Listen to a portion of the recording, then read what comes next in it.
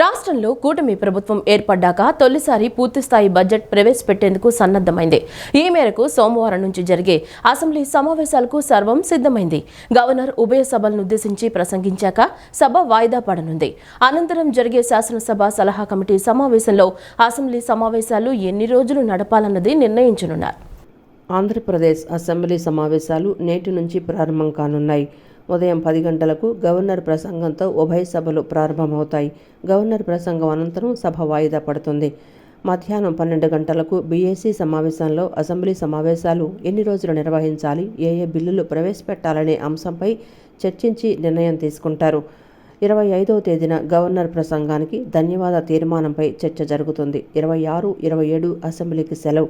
28న 2025-26 ఆర్థిక సంవత్సరానికి రాష్ట్ర వార్షిక బడ్జెట్ను ఆర్థిక మంత్రి పయ్యావుల కేశవ్ ప్రవేశపెడతారు.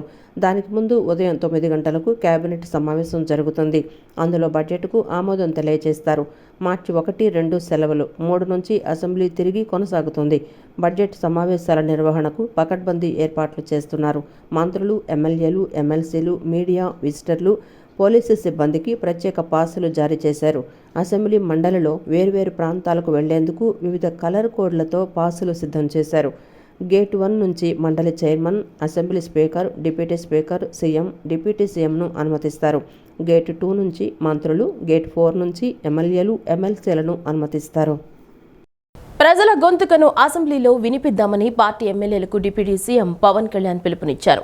ప్రజల సమస్యలను, ఆకాంక్షలను చట్టసభల్లో చర్చిద్దామని వారికి సూచించారు. మనం మాట్లాడే భాష హుందాగా ఉండాలన్నారు. ఎప్పటికప్పుడు సమస్యలపై పూర్తి అవగాహన పెంచుకుని చర్చల్లో పాల్గొనాలని ఎమ్మెల్యేలు, ఎమ్మెల్సీలకు ఆయన పిలుపునిచ్చారు. జనసేన పార్టీ శాసనసభ పక్ష సమావేశం డిప్యూటీ సీఎం పవన్ కళ్యాణ్ అధ్యక్షతన ప్రారంభమైంది. నిన్న సాయంత్రం జనసేన పార్టీ కేంద్ర కార్యాలయంలో ఈ సమావేశం మొదలైంది. ఈ అసెంబ్లీ బడ్జెట్ సమావేశాల్లో అనుసరించాల్సిన విధి విధానాలు, పార్టీ విధానాలను జనసేన ఎమ్మెల్యేలకు ఈ సందర్భంగా ఆ పార్టీ అధినేత పవన్ కళ్యాణ్ వివరించారు. ఈ సమావేశంలో పౌర సరఫరాల శాఖ మంత్రి నాదెండ్ల మనోహర్ స్వాగతోపన్యాసం చేశారు. అనంతరం చట్టసభల్లో తన అనుభవాలను సీనియర్ ఎమ్మెల్యేలు కొణతాల రామకృష్ణ, మండలి బుద్ధప్రసాద్తో పాటు కందుల దుర్గేష్ తోటి ఎమ్మెల్యేలతో పంచుకున్నారు. ప్రజల గొంతుకను అసెంబ్లీలో వినిపిద్దామని పార్టీ ఎమ్మెల్యేలకు డిప్యూటీ సీఎం పవన్ కళ్యాణ్ పిలుపునిచ్చారు. ప్రజల సమస్యలను, ఆకాంక్షలను చట్టసభల్లో చర్చిద్దామని వారికి సూచించారు. మనం మాట్లాడే భాష హుందాగా ఉండాలన్నారు. వైసీపీ భాష వద్దని జనసేన ఎమ్మెల్యేలకు స్పష్టం చేశారు. పార్టీ తరపున ఎన్నికైన ప్రతి శాసనసభ్యుడు, మండలి సభ్యులు చర్చల్లో పాల్గొనాలని పిలుపునిచ్చారు.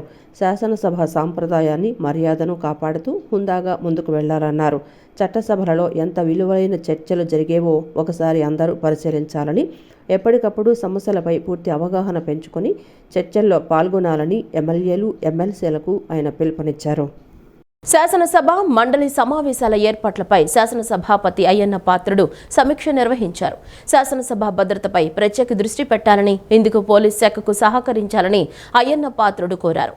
సమావేశాల సమయంలో కట్టుదిట్టమైన భద్రతా చర్యలు తీసుకోవాలని ఆదేశించారు. శాసనసభ, మండలి సమావేశాల ఏర్పాట్లపై శాసనసభాపతి అయ్యన్న పాత్రుడు సమీక్ష నిర్వహించారు.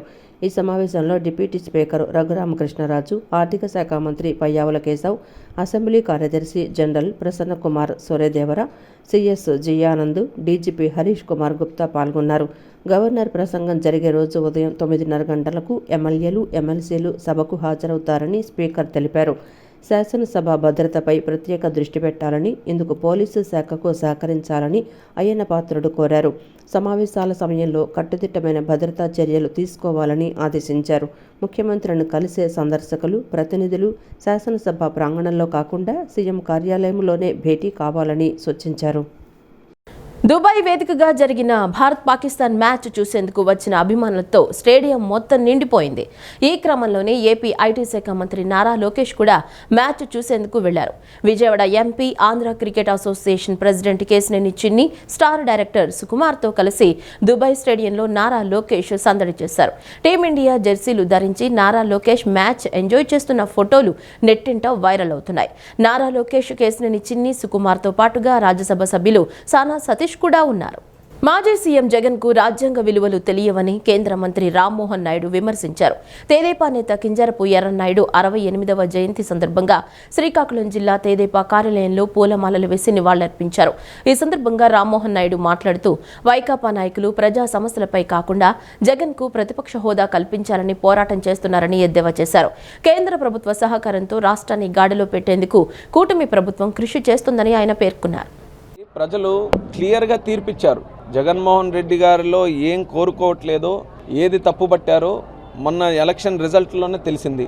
అహంకారం, కక్ష సాధింపు చర్యలు, ఇష్టం వచ్చినట్టుగా మాట్లాడడం, ఎవరిని లెక్క చేయకపోవడం, రాజ్యాంగ వ్యవస్థల్ని తొంగలో తొక్కడం, ఇలాంటి విషయాలన్నీ కూడా చూసిన తర్వాత ప్రజలు ఇటువంటి రాజకీయాలు మాకొద్దు, ఇటువంటి రాజకీయ నాయకులు కూడా మాకొద్దని 11 సీట్లకు పరిమితం చేశారు. ఇప్పటికీ కూడా వాళ్ళ ధోరణి మార్చుకోకుండా వాళ్ళ నాయకులు చూస్తున్నాం. బయటకు వచ్చి మళ్ళీ మీడియా తాలూకా మైకులు పెడితే అప్పుడు ఏ రకంగా మాట్లాడేవారు అదే రకంగా మాట్లాడుతుంటే ఈరోజు ఆశ్చర్యం కలుగుతుంది. ఇప్పటికైనా బుద్ధి తెచ్చుకోలేదు ఏంటా అని.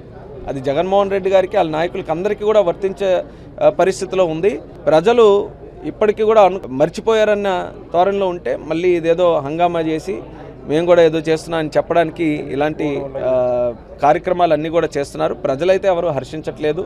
ఇప్పటికీ కూడా చూస్తే వాళ్ళ పోరాటం దేనికోసం పోరాటం, వాళ్ళ నాయకుడికి ప్రతిపక్ష హోదా రాలేదంటే దానికి పోరాటం. ప్రజల సమస్యలు అక్కడ మాట్లాడడం కాదు, నాయకుడు ప్రతిపక్ష హోదా రాలేదని డే 1 నుంచి. అలాగే మొన్న కూడా చూసాం, ఆ నాయకుడికి Z+ సెక్యూరిటీ రాలేదని. అంటే వైఎస్ఆర్ కాంగ్రెస్ పార్టీ వ్యవస్థ అంతా కూడా జగన్మోహన్ రెడ్డి గారి తాలూకు సమస్యలు ఉన్నాయి ఏంటంటే దాని గురించే పోరాటం తప్పితే, ఆయన ఆలోచనలు ఏమున్నాయి దాని గురించి పోరాటం తప్పితే పబ్లిక్ అందరికీ కూడా మర్చిపోయారు. ఆయన జగన్ ఏదైనా చెప్తే దాని పరంగా ఏదైనా మాట్లాడడం, ఆయనకి ఏదైనా ఇబ్బంది వస్తే వీళ్ళందరి వ్యవస్థను వాడుకోవడం వాళ్ళకు ఒక అలవాటుగా మారింది. అదే మనం చూస్తున్నాం. ఇప్పుడున్న పరిస్థితుల్లో ప్రజలు కూటమి ప్రభుత్వాన్ని హర్షిస్తున్నారు. కూటమి ప్రభుత్వం చేస్తున్నటువంటి కార్యక్రమాలకి సహకారం అందిస్తున్నారు. 7 నెలల్లో ఎవరు ఊహించని విధంగా కేంద్రం నుంచి కూడా సహకారం తీసుకొని వచ్చి మళ్ళీ రాష్ట్రాన్ని గాడిలో పెట్టే పరిస్థితికి ఈరోజు చంద్రబాబు నాయుడు గారు కానీ, పవన్ కళ్యాణ్ గారు కానీ, నరేంద్ర మోదీ గారు కానీ ముగ్గురు కూడా దృష్టి పెట్టి రాష్ట్రాన్ని గాడిలో పెట్టారు.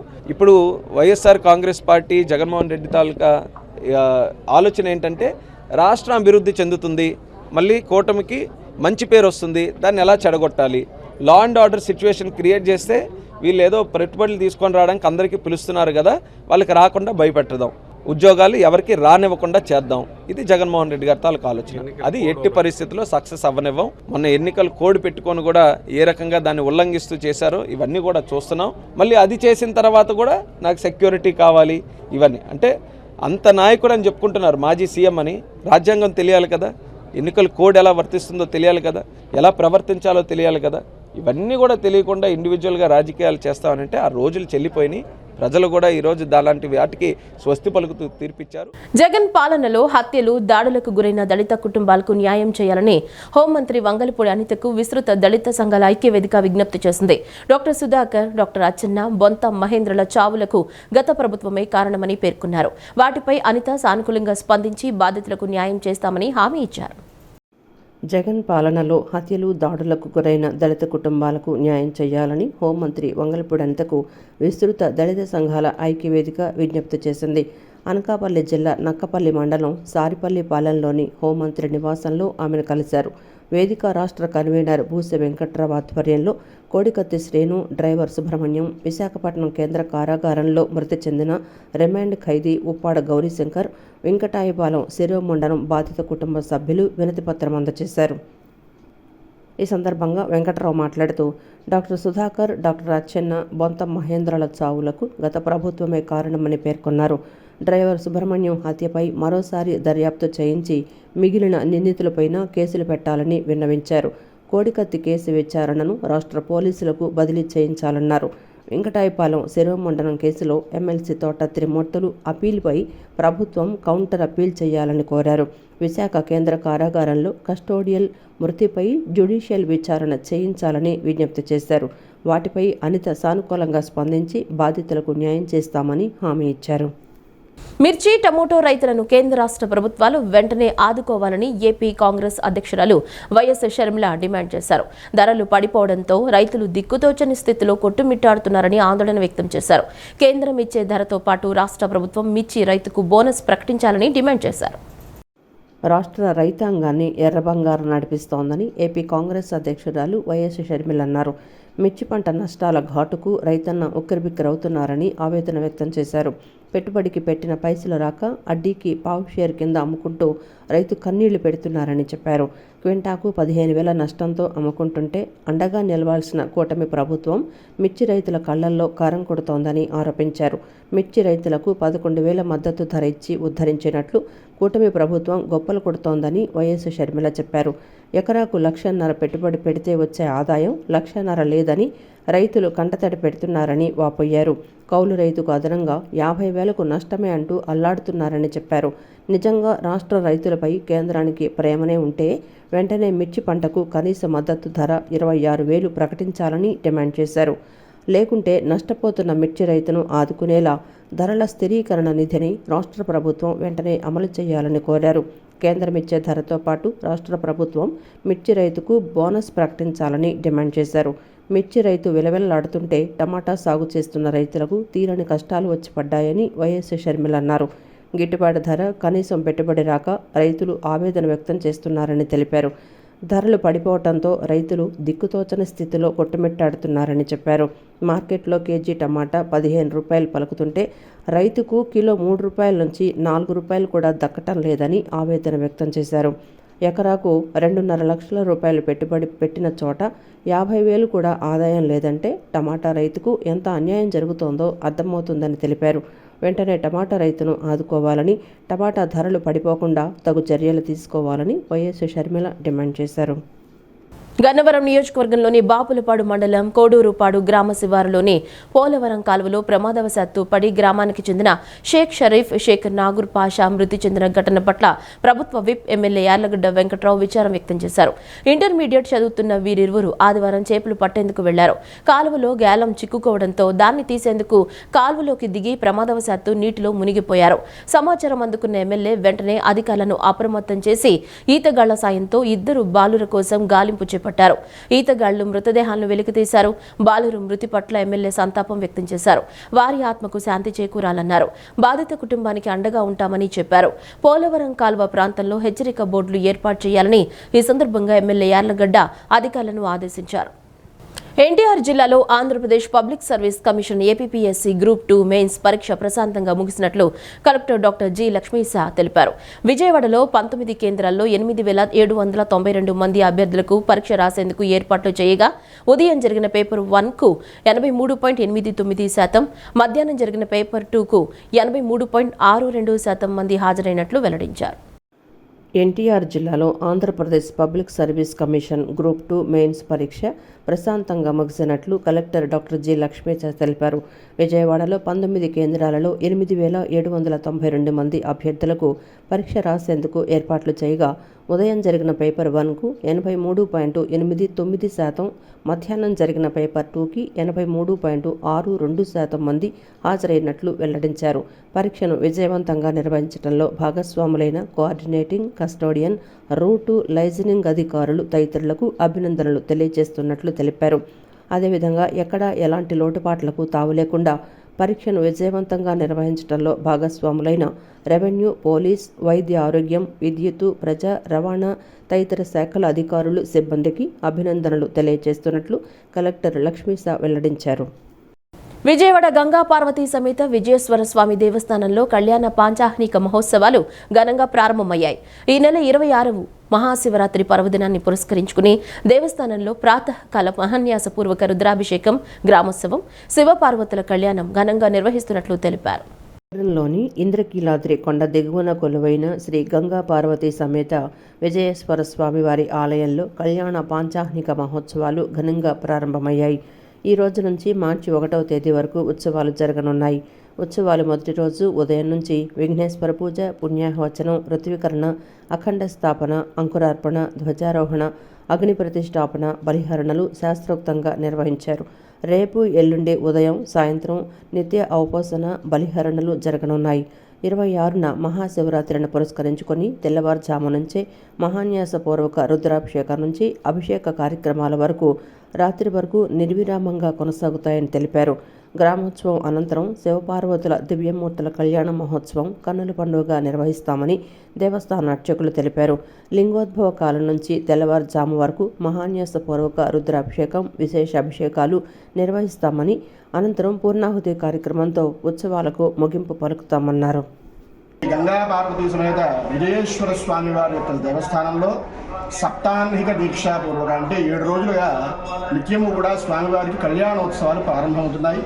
ఇవాళ ఉదయం 11 గంటలకి స్వామివారిని పెళ్లి కొడుకు చేయడంతో కార్యక్రమం ప్రారంభించి సాయంత్రం 5 గంటలకి గణపతి పూజ, పుణ్యాహ వాచనం, అంకురారోపణ, అగ్ని ప్రతిష్టాపన, అఖండ స్థాపన ఇత్యాది కార్యక్రమాలతో, ధ్వజారోహణ ఇత్యాది కార్యక్రమాలతో ప్రారంభమవుతున్నాయి. రేపటి నుంచి కూడాను ఉదయము సాయంత్రం కూడా మహాన్యాసపూర్వకంగా స్వామివారికి ఏకాదశ రుద్ర అభిషేకము, అమ్మవారికి సహస్రనామ అర్చన, ప్రాతకాలంలోనూ సాయంకాలంలోనూ నిత్య ఉపోసన, బలిహరణ ఇత్యాది కార్యక్రమాలన్నీ జరుగుతాయి. 26వ తారీఖు బుధవారం నాడు ఉదయం ప్రాతకాలం 4 గంటల దగ్గర నుంచి దేవాలయం తెరిచి స్వామివారికి నిత్యం ఆ రోజంతా కూడాను అహోరాత్రంగా నామ సంకీర్తనం, ప్రాతకాలం నుంచి అభిషేక కార్యక్రమాలు, మధ్యాహ్నము అంతా కూడా అభిషేక కార్యక్రమాలు, సాయంత్రం 6 గంటలకి జగజ్యోతి గ్రామోత్సవము, రాత్రి 10 గంటలకి శ్రీ గంగా పార్వతీ సమేత విజయేశ్వర స్వామి వారికి దివ్య కళ్యాణ మహోత్సవం జరుగుతుంది. మిర్చి దిగుబడి తగ్గిపోవడంతో రైతులు అప్పుల ఊబిలో కూరుకుపోతున్నారని అన్నారు. క్వింటా మిర్చికి 25,000 గిట్టుబాటు ధర నిర్ణయించి ప్రభుత్వం కొనుగోలు చేయాలని వారు ప్రభుత్వాన్ని డిమాండ్ చేశారు. రాష్ట్ర కార్యవర్గం ఆధ్వర్యంలో ఈ నెల 28న విజయవాడ మాకినేని బసవపున్నయ్య విజ్ఞాన కేంద్రంలో భూమి సమస్యలపై జరిగే రాష్ట్ర సదస్సుకు రైతు కూలీలు, కౌలు రైతులు, ప్రజానికం అధిక సంఖ్యలో హాజరై జయప్రదం చేయాలని ఏఐకేఎంఎస్ రాష్ట్ర అధ్యక్ష కార్యదర్శులు పిలుపునిచ్చారు. గాంధీనగర్ ప్రెస్ క్లబ్ నందు అఖిల భారత రైతు కూలీ సంఘం రాష్ట్ర అధ్యక్షుడు టి ప్రకాష్, కార్యదర్శి గనిరాజ, ఐఎఫ్టియు రాష్ట్ర ప్రధాన కార్యదర్శి ఎం రామకృష్ణ, పీడీఎస్యు రాష్ట్ర ప్రధాన కార్యదర్శి ఎస్ కిరణ్ కుమార్, ఐఏకేఎంఎస్ రాష్ట్ర నాయకులు ఎన్ పోతురాజు, రెడ్డి శ్రేణు, నాని, అరుణోదయ శ్రేణు, ఐఎఫ్టియు నాయకులు మీరావళి, జి శంకర్, శ్రేణు, పిఓడబ్ల్యూ నగర అధ్యక్షులు ఆసియా బేగం పలువురు కలిసి విలేకరుల సమావేశాన్ని నిర్వహించారు. ఏఐకేఎంఎస్ రాష్ట్ర సదస్సు పోస్టర్ను విజయవాడ ప్రెస్ క్లబ్ వారు ఆవిష్కరించారు. ఈ సందర్భంగా రాష్ట్ర అధ్యక్షుడు ప్రకాష్, కార్యదర్శులు గనిరాజు మాట్లాడుతూ రాష్ట్ర కార్యవర్గం ఆధ్వర్యంలో ఈ నెల 28న విజయవాడ మాకినేని బసవపున్నయ్య విజ్ఞాన కేంద్రంలో భూమి సమస్యలపై జరిగే రాష్ట్ర సదస్సుకు రైతు కూలీలు, కౌలు రైతులు, ప్రజానికం అధిక సంఖ్యలో హాజరై జయప్రదం చేయాలని ఏఐకేఎంఎస్ రాష్ట్ర అధ్యక్ష కార్యదర్శులు పిలుపునిచ్చారు. ఏఐకేఎంఎస్ గత 50 సంవత్సరాలుగా రైతు కూలీలు, కౌలు రైతుల సమస్యలపై పోరాడుతోందని అన్నారు. తెలంగాణ, నక్సల్బరీ, శ్రీకాకుళం, గోదావరి లోయ ప్రతిఘటన పోరాటాల స్ఫూర్తితో దున్నేవానికే భూమి కోసం ఉద్యమిస్తుందని అన్నారు. గత 5 దశాబ్దాలుగా ఏఐకేఎంఎస్ రైతు కూలీల సమస్యల మీద, కౌలు రైతుల సమస్యల మీద పోరాటం చేస్తూ ఉంది. మరీ ముఖ్యంగా తెలంగాణ, నక్సల్బరీ, శ్రీకాకుళం, గోదావరి లోయ పోరాటాల స్ఫూర్తితో దున్నేవానికే భూమి కోసం పనిచేస్తూ ఈ రాష్ట్రంలో 10 లక్షల ఎకరాలకు పైగా పోడు భూముల్ని, బంజరు భూముల్ని, దేవస్థాన ధర్మాదాయ భూముల్ని పేదలకు పంపిణీ చేసినటువంటి చరిత్ర ఏఐకేఎంఎస్కు ఉంది. అటువంటి పోరాట చరిత్ర కలిగినటువంటి ఏఐకేఎంఎస్ భూమి సమస్యల మీద రాష్ట్ర సదస్సు నిర్వహించుకోబోతూ ఉంది. ఎందుకంటే ఈరోజు కేంద్రంలో ఉన్నటువంటి మోదీ ప్రభుత్వం రైతాంగానికి వ్యతిరేకమైనటువంటి విధానాలని అవలంబిస్తూ ఉంది. అలాగే వ్యవసాయ రంగాన్ని కార్పొరేట్ శక్తులకు అప్పగించడానికి ఈరోజు పెద్ద ఎత్తున కుట్ర చేస్తున్నటువంటి పరిస్థితి ఉంది. ఈరోజు వేల లక్షల కోట్ల భూమి మిగులు భూమి ఉంది, దేవాదాయ భూమి ఉంది, ధర్మాదాయ భూములు ఉన్నాయి. అట్లా మిగులు భూమి ఉంది. సెంటు భూమి లేక కనీసం గూడు లేనటువంటి ప్రజలు లక్షల కోట్ల మంది ఈరోజు భారతదేశంలో ఉన్నారు. వాళ్ళందరికీ ఇళ్ల స్థలాలు ఇస్తామని చెప్తూ ఉంది. వాళ్ళకి ఎకరం చెప్పిన పంచినా కానీ ఇంకా భూమి మిగిలిపోయేటువంటి పరిస్థితి ఉంది. కానీ 1 సెంటు భూమి ఇచ్చి మేము భూమి ఇచ్చామని చెప్పేసి పాలకవర్గాలు చెప్పుకుంటూ ఉన్నాయి. ఈరోజు 2 సెంట్లు భూమి ఇళ్ల స్థలానికి ఇస్తామని చెప్పేసి అంటున్నారు. ఈరోజు మిగులు భూమిని, దేవాదాయ భూముల్ని, బంజరు భూముల్ని, ఈ భూముల్ని పేదవాళ్ళకు పంచాలని చెప్పేసి అఖిల భారత రైతు కూలీ సంఘం డిమాండ్ చేస్తుంది. విజయవాడ గాంధీనగర్ ప్రెస్ క్లబ్ నందు బెజవాడ బార్ అసోసియేషన్ కార్యదర్శి కృష్ణా గుంటూరు జిల్లాల ఇండిపెండెంట్ ఎమ్మెల్సీ అభ్యర్థి అరిగెల శివరామ ప్రసాద్ రాజా విలేకరుల సమావేశాన్ని నిర్వహించారు. అరిగెల శివరామ ప్రసాద్ మీడియాతో మాట్లాడుతూ ఈ నెల 27వ తేదీన జరగనున్న పట్టభద్రుల ఎమ్మెల్సీ ఎన్నికల్లో అత్యధిక ఓట్ల మెజారిటీతో తనను గెలిపించాలని కోరారు. సీరియల్ నెంబర్ 5 వద్ద 1 వేసి గెలిపించాలని పట్టభద్రులకు విజ్ఞప్తి చేశారు. బెజవాడ బార్ అసోసియేషన్ ప్రధాన కార్యదర్శిగా పనిచేస్తున్నానని, గతంలో విద్యార్థి నాయకుడిగా విద్యార్థుల సమస్యల పట్ల ఆంధ్ర యూనివర్సిటీలో పలు పోరాటాలు చేసి విజయం సాధించారని గుర్తు చేశారు. హనుమాన్ జంక్షన్లో ఉచిత న్యాయ సలహా కేంద్రం పెట్టి ప్రజలకు సేవ చేస్తున్నారని, గత 20 సంవత్సరాల నుంచి అన్ని ప్రాంతాలలో పేద ప్రజలకు ఉచిత సేవ చేస్తున్నట్లు తెలిపారు. ఎమ్మెల్సీ అభ్యర్థిగా స్వతంత్ర అభ్యర్థిగా పోటీ చేసి ఉన్నాను. నేను ఈ ఎమ్మెల్సీ ఎన్నికల్లో ప్రధానంగా పోటీ చేయడానికి కారణం ఏదైతే కృష్ణా గుంటూరు గ్రాడ్యుయేట్స్ ఎమ్మెల్సీ ఎన్నికలు రాజకీయ పార్టీలకు అతీతంగా జరిగేటువంటి ఎన్నికలు. అటువంటి ఎన్నికల్లో ఒక న్యాయవాదిగా సమాజానికి సేవ చేయాలన్నటువంటి తలంపుతో నేను మీ ముందుకు రావడం జరిగింది. గతంలో నేను ఒక విద్యార్థి నాయకుడిగా విద్యార్థుల సమస్యలపై గళం విప్పి విద్యార్థుల వెనకాల ఉండి విద్యార్థుల సమస్యలను సాల్వ్ చేసినటువంటి ఒక మంచి విద్యార్థి నాయకుడిని. అదేవిధంగా గత 20 సంవత్సరాలుగా నేను న్యాయవాద వృత్తిలో ఉంటూ హనుమాన్ జంక్షన్ పట్టణంలో ఒక ఉచిత న్యాయశాల కేంద్రాన్ని పెట్టి అదేవిధంగా బెజవాడ బారిస్ట్ నందు కూడా సేవ చేస్తున్నటువంటి ఒక వ్యక్తిని. నేను ఒక మంచి తలంపుతో మీ ముందుకు వచ్చాను. సోదరులారా, ఆలోచించండి. రేపు జరగబో ఎన్నికల్లో ప్రధానంగా మనం సమస్యలపై మనం మాట్లాడాలి. ఎందుకంటే ఈ గ్రాడ్యుయేట్స్ ఎన్నికల్లో ఎన్నికైనటువంటి వ్యక్తి శాసన మండలిలో మరి మన గ్రాడ్యుయేట్స్ యొక్క వాయిస్ని వినిపించేటువంటి వ్యక్తి అయి ఉండాలి. ఈ వార్తలు ఇంతటితో సమాప్తం. నమస్కారం.